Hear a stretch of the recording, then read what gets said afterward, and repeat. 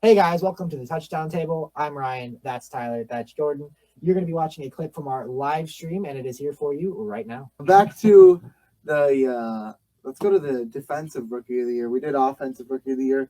So you guys ready? I am ready to go with this one. I mean, Who do you guys you think both know mine, so someone else defensive will. rookie of the year? Let's just start with Ryan since he's going to say Quiddy Pay. Yeah, I say So Quiddy go Pay. ahead and explain it. Again, a player that I was really high on in the pre-draft process. Number one defensive end for sure. Jalen Phillips is a solid second though, but Quiddy Pay really is on a tier of his own in my opinion. He got in a great situation with Indianapolis. I was happy for him, but upset for myself because as a Texans fan, seeing one of your favorite players go to your rival team, it's pretty bittersweet. But excited to watch him play. I'll hopefully get to see him, in person. Maybe if I'm fortunate enough to go to Indianapolis again when the Texans play there in Week 6, I believe. So I just love what he brings, the consistency, the effort, the drive, the motor. He just has, again, like I said about Bateman, everything you look for a guy for his position at the NFL level. And again, I always say this about him. Even if he doesn't, get a sack or force fumble, you can tell he's always giving his opposing linemen when he's in one-on-one matchups a hard time. Even when he's playing Alabama, if he's running against, say, Alex Leatherwood, you could tell that he's giving Alex Leatherwood fits and that it's not an easy task blocking him. Just the way he plays the game, the effort he does not take a play off. I just think he really set First himself. rounder Alex Leatherwood too. Yes, first rounder Alex Leatherwood because the Raiders did their thing. Um, I think that even when Quiddy Pay was playing against some of the best lines in the nation, he still made an impact. And I think that he is a guy that is NFL ready. He's playing for a great team in Indianapolis, tons of defensive talent around him, great defensive coordinator, great coach, great environment, great city. Again, sad as a Texans fan to see him go to Indianapolis, but again, it will be cool to potentially watch him in person this year if I'm fortunate enough to do that again. Or even if just to see him have success in Indianapolis, just hopefully not when he's playing for the Texans. Jordan, so, yeah, are you ready? I'm not ready now. Okay, I guess I'm going to go, and I'm going really off script I knew here. This is a guy that was drafted 100 overall in the draft, but I think is a top 15 player in this draft, and I honestly don't understand how he fell this far. And I know I've seen guys that would agree with me. I didn't even know Chris Sims agreed with me until after the draft, but he was with me. Elijah Molden, cornerback / safety. I don't know what the Titans are going to do with him. I'm going to look up their depth chart real quick. He is a very, very talented player.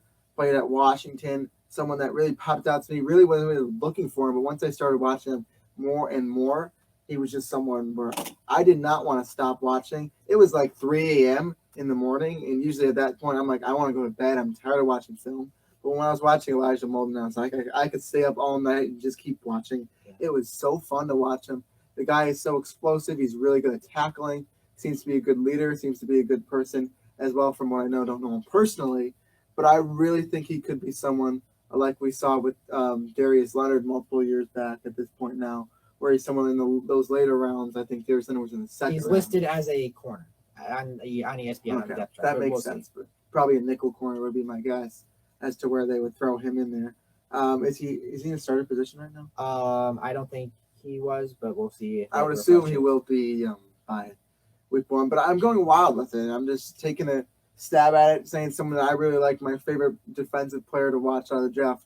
Not necessarily saying he was the best one, but I think he's someone that could make an impact on an already good Titans team who we've talked about. Very fun to watch. So I'm going with Elijah Molden. Last year I made the mistake of not going with Antoine Winfield, and he didn't win it still, but he was close enough. So at least now I could say, well, if Elijah Molden was thrown into it anyways, and I'd be like, oh, I almost got that.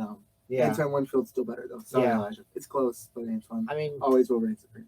Like say, we're the three of us are like a part of a front office, and we're in the pre-draft process. I put you in charge of safeties over there because I liked Antoine Winfield, but you really were the person who liked him the most and saw the potential in him first. I think did you have him as your number one safety too?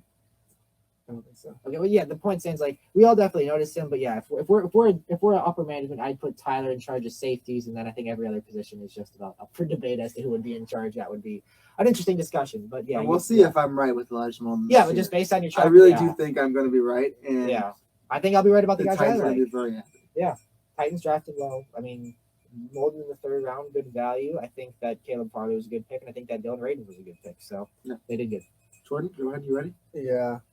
So with this defensive class, there's really not one complete standout player. That's why I went with Molden. I'm gonna like pick kind of a random one that I think is on a good team. We talked about it earlier. Washington football team. I almost went there. I'm gonna go Jamin Davis. I know I said his name wrong. I forgot how to say his name. That's right. You said No, you it, got it. Jamin. Jamin? I didn't say that. I said Jamin. But Oh. Jamin I Davis, thought you said Jamin. linebacker out of Kentucky. I think he could be a sneaky good guy, and he already that we know good defense. I think just being around a good environment with guys like Chase Young could really bring it out.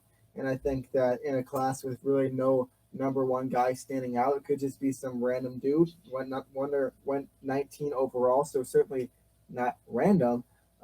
Has potential to put up some really good numbers, and he'll be someone I'll be watching throughout next year's football season.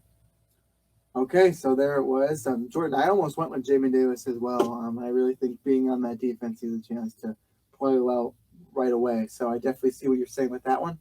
So that's Defensive Rookies of the Year. With that, we'll see you guys later. See ya.